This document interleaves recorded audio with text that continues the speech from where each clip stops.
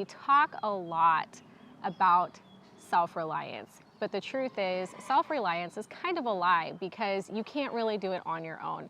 Maybe you could, but it would be really, really hard and far less enjoyable.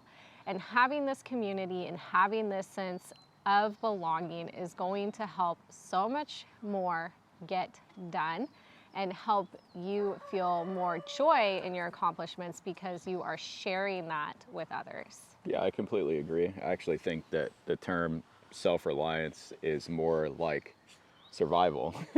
Like you can survive on your own. You can grow your own food and survive. You can hunt or harvest your own meat to add to that garden and survive. You can collect your own water and survive, but you're not truly thriving. Now, being self-reliant in a community, having a community that is more self-reliant is probably more of a realistic way of putting that as opposed to the individual being surviving. That way you can kind of spread the load around, and it does bring empowerment and joy to have other people be part of that. When you start keeping track of the things that other people do and deciding whether or not that measures up to what you're doing or measures up to what you expect someone to do, you start to have animosity towards these other people because they'll never be able to do as much as you think you want or need them to do, which you really don't. And what it really should have shown everyone is that even with these online communities that we have, damage was still massive to mental health.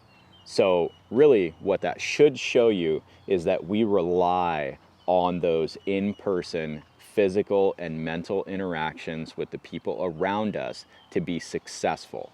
If we go into a simply online space or a mostly online space, we will have trouble succeeding. We will feel there is something lacking.